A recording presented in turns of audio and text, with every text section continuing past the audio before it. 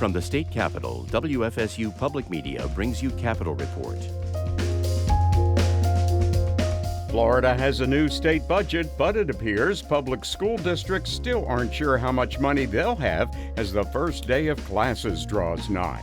And they said, oh yeah, we're holding on to them to do some assessments and evaluations before releasing them.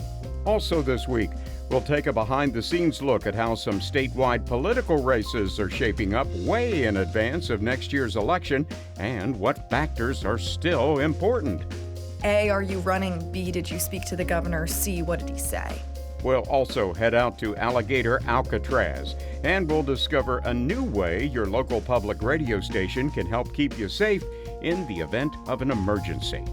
I'm Tom Flanagan. Online and on air, this is Capitol Report and the end-of-week wrap-up of top stories from Tallahassee.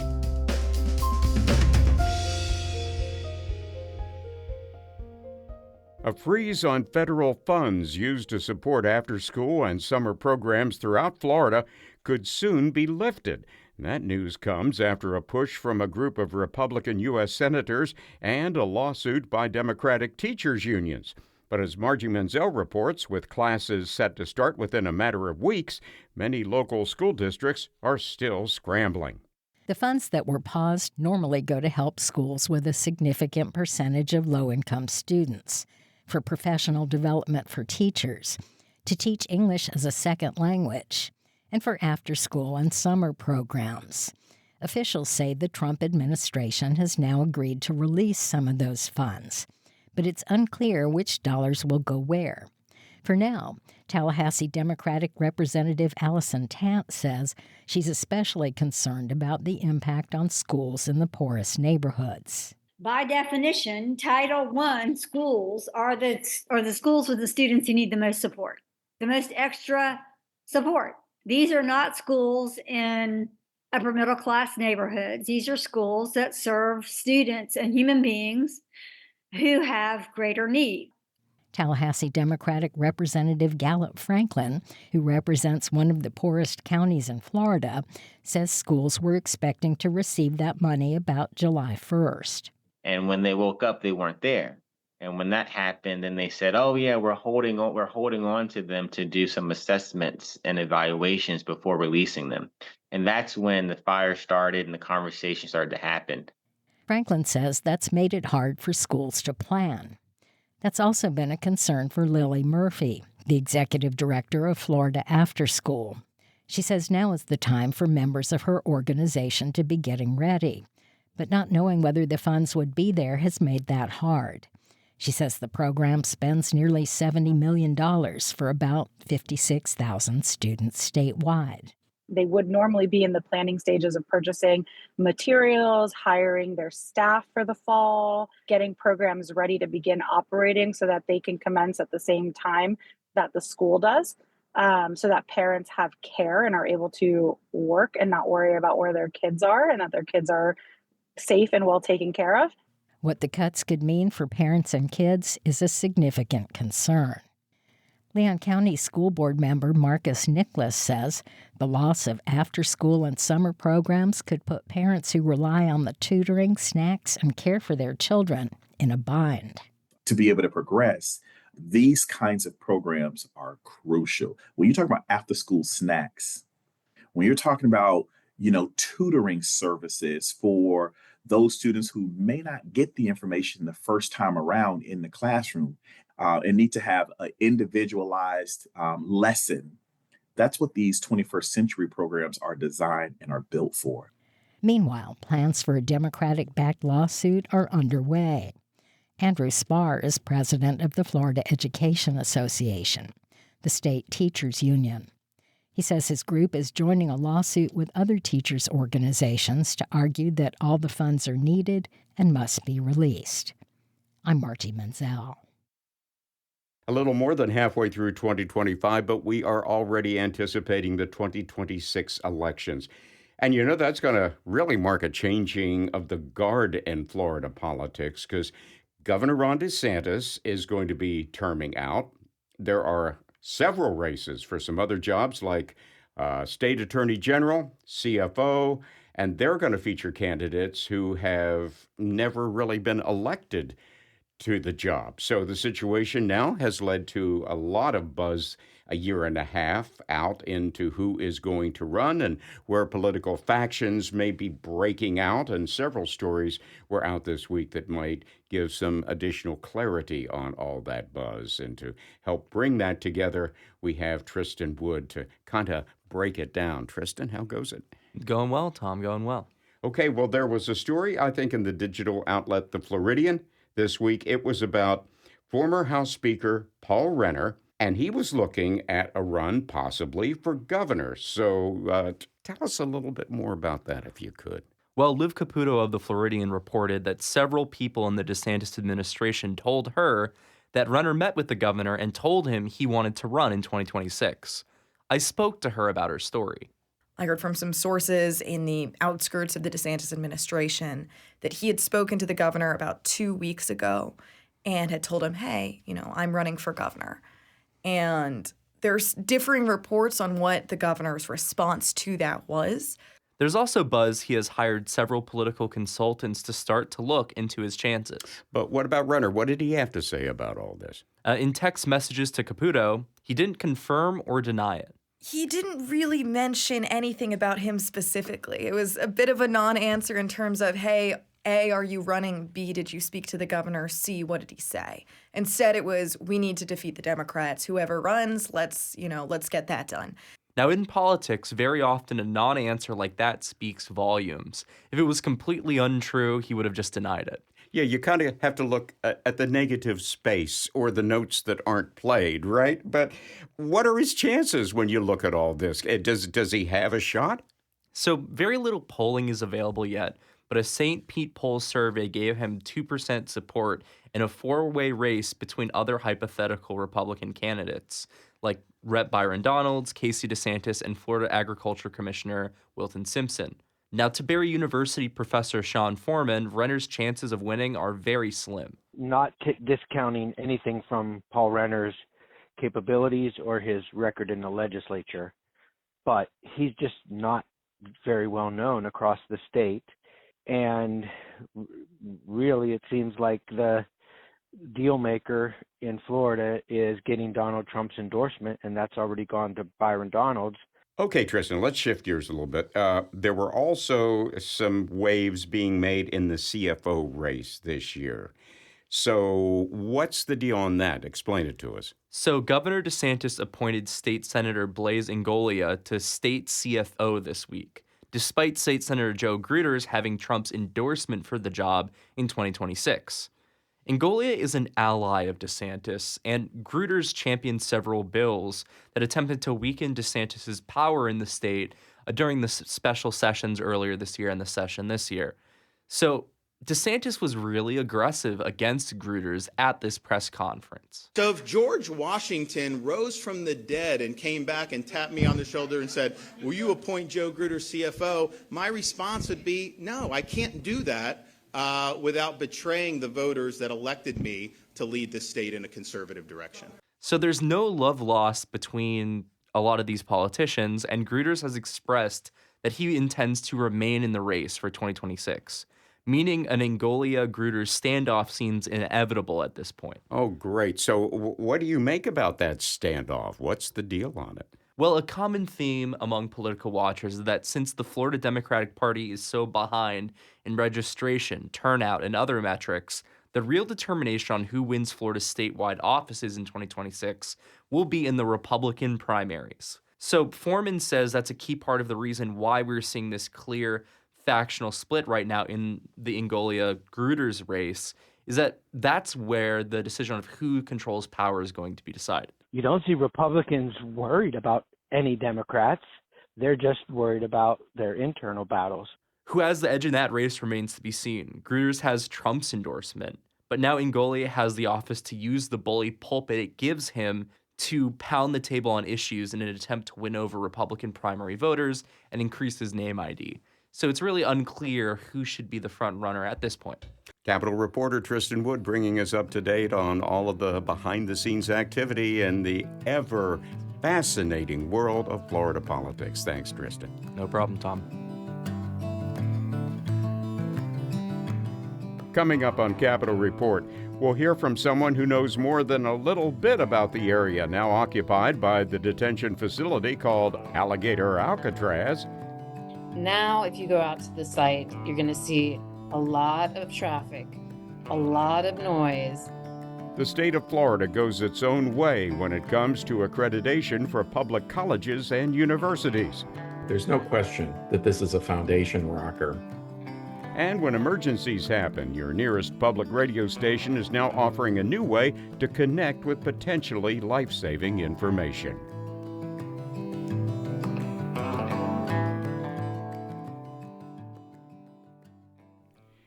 As executive director of Friends of the Everglades, Eve Samples is following in the footsteps of one of the state's most revered conservationists, Marjorie Stoneman Douglas, in more ways than one.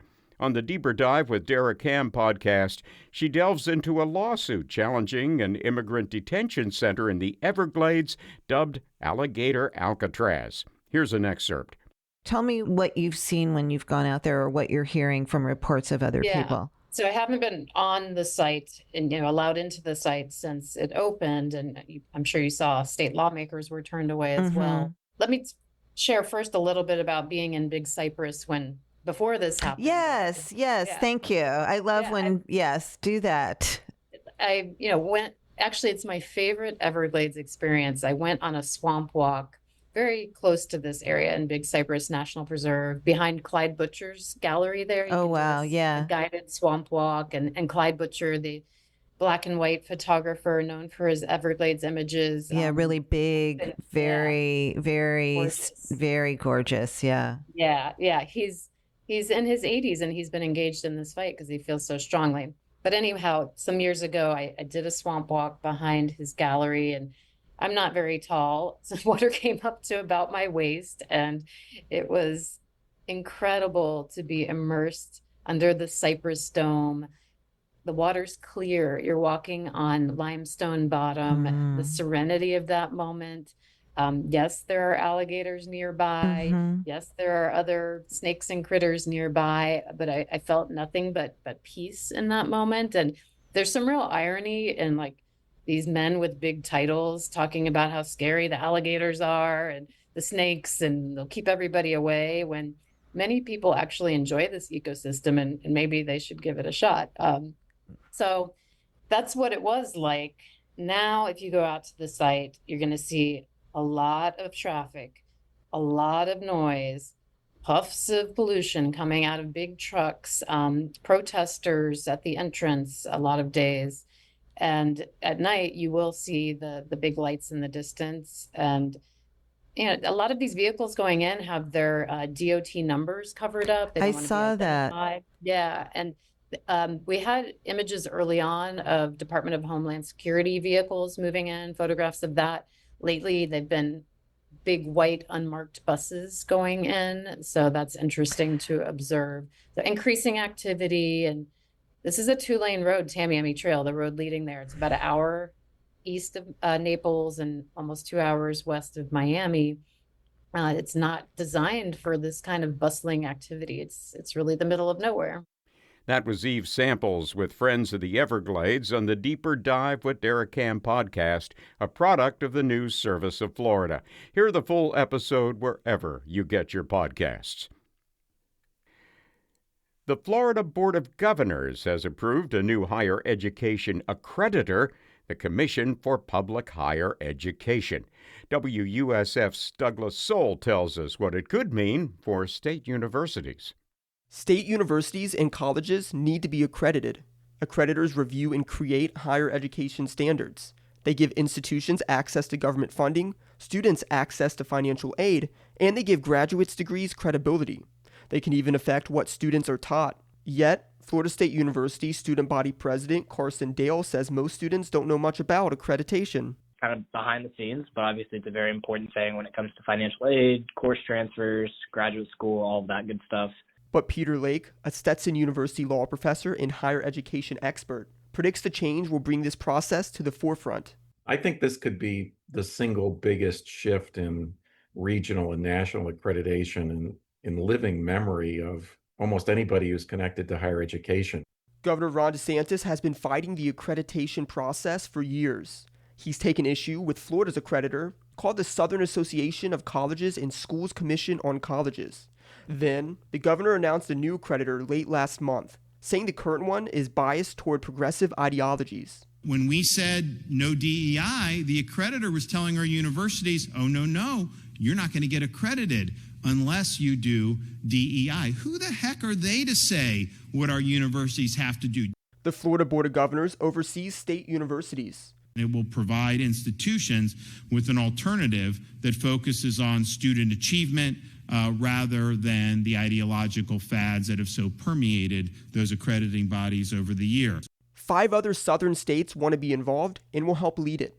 Under current law, the U.S. Department of Education has to approve the accreditor. Stetson Law Professor Lake thinks the Trump administration is willing. It's up to observers to decide whether that's positive or negative, but there's no question that this is a foundation rocker. He thinks the new organization will stress topics like American civics and put more pressure on professors over what they teach and their outcomes. I think teachers may actually feel much more direct impact from accreditor oversight in day-to-day classroom management than they've experienced in the past.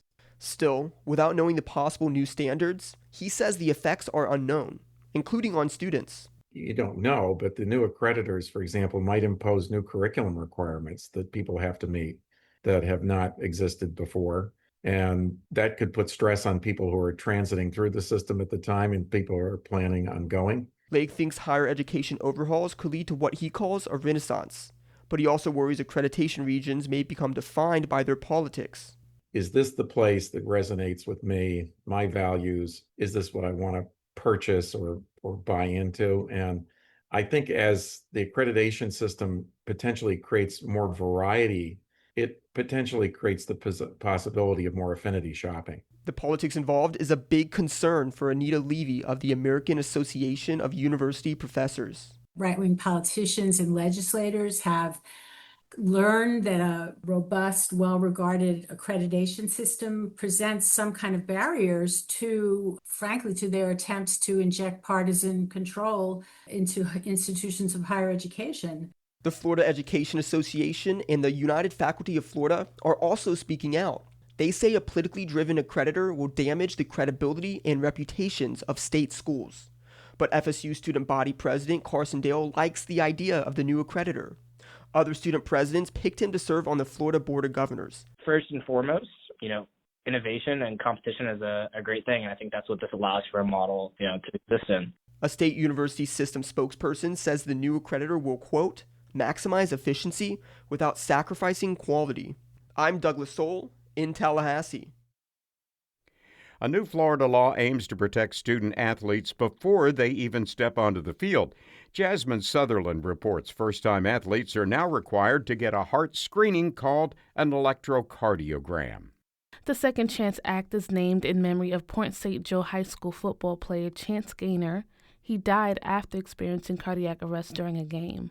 I think it's very important to find underlying conditions that maybe, the standard physical would not detect. That's Heather Peacott, a longtime friend of the Gaynor family. My son plays football with Chance, and we were all there the night of his death, and that really has made a huge impact on our family, and I'm thankful for the strength that his mother has to continue pushing for this, and I'm glad my children, all 3 of them that are in school, were able to get their EKG today. During an event in Point St. Joe, athletes received heart screenings and professionals taught CPR. The bill's sponsors, Tallahassee Republican Senator Corey Simon and Point St. Joe Republican Representative Jason Schoaf, were also on hand.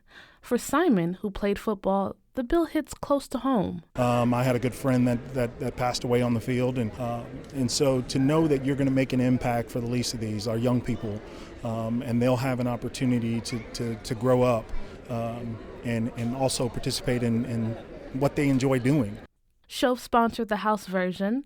He says some critics were worried the cost of screenings could keep low-income students from participating in sports, but he's glad the bill got over the finish line. I think it's easy sometimes to get stuck in your old ways and out of fear of change. And we've seen some deep-rooted medical industries fight this. They say it's too expensive, which we've proven it's not. They say that it's going to eliminate poor kids from playing sports. Well, I think that's absurd. It's not at all. It's actually going to stop them from dying. Schoaf hopes to work with the state and other organizations to help find funding that could cover the cost of more extensive screenings for kids who get an irregular EKG result. I'm Jasmine Sutherland. If you've ever wondered what would happen if you decided to unplug for an extended period, kids at the KLA Academy in Miami have an answer for you. A group of fifth graders at the private school tried something most kids would never agree to, namely giving up their phones, tablets, and video games for 3 weeks. As WLRN's Carla Mendez reports, the experiment became more than just a detox. On their last day of school, students at KLA Academy headed into summer break with a new perspective on technology and how to use it. The struggle is real, guys. Some days I actually really feel like I'm about to quit. It's kind of hard with all these devices around us. Our world is just turning into devices. I'm a kid and I'm supposed to be having interactions with my family, and my dad told me that he felt more connected to me. Now I just want to use my device for texting and taking selfies with my friends. Those are fifth graders Elena, Maggie, Ava, Olivia, and Penelope. Just a few of the 19 students who took part in what they called the Digital Detox Diaries. These were some of their comments recorded during the detox. For 21 days, they gave up their devices, no phones, no video games, just TV and a no screens rule 1 hour before bed. It was part of a classroom experiment led by their teacher, Amy Crehor, after students started questioning what all their screen time might be doing to them. So as teachers, we're more facilitators of learning, so we pay really close attention to what the students are interested in, what they're doing. Crehor noticed how often the students were on their screens, so they studied how technology works, how it has evolved over time, and how it affects our health. Students were split into 2 research teams. Engineers focused on the mechanics of technology, while the social scientists studied the human side. The research led them to a boarding school in Australia that banned phones, a documentary called Swipe, and the work of psychologist Jonathan Haidt. Soon, the class began asking, what would happen if we tried this? We thought we would have a control group and an experimental group, and we ended up having all of them try it. The experiment was voluntary, but every student took part. Crehor says they encouraged one another to try it. Ava O'Brien and Alana Contese Quintero emerged as class leaders. Together, the class agreed on the rules. Parents were instrumental in the process too, offering their support and keeping record of weekly reflections as their kids adjusted to life offline. Then came the hard part. Oh my God, I can't survive. Like Ava, Elena says she was tested in ways she didn't expect. Patience?